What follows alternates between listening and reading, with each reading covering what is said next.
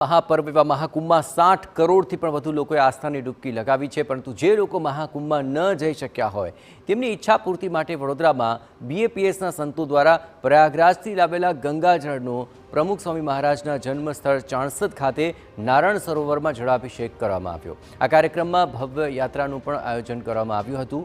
મહિલાએ કળશ માથે લઈ સમગ્ર સરોવરની પરિક્રમા કરી તથા હજારો ભાવિકોએ પણ સંતો સાથે આ સંગમના જળને સરોવરમાં વહેતું કર્યું હતું।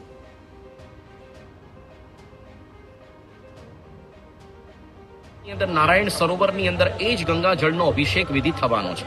આમ તો જ્યારે ચાણસદ સરોવરનું જ્યારે ઉદ્ઘાટન થયું ત્યારે આની અંદર તમામ પ્રાસાદિક તીર્થો ને નદીઓ 108 થી વધુ તેનું પ્રાસાદિક જળનું સિંચન થયું જ હતું, પરંતુ ઘણા લોકો ગંગા જળ જે સંગમનો મહિમા છે તેના સ્થાનથી વંચિત રહ્યા હોય તે લોકોને સંતોષ થાય અને અહીંયા સ્નાનનો લાભ પ્રાપ્ત થાય તે નિમિત્તે આજે આવો શુભ અવસર અહીંયા પ્રાપ્ત થયો છે।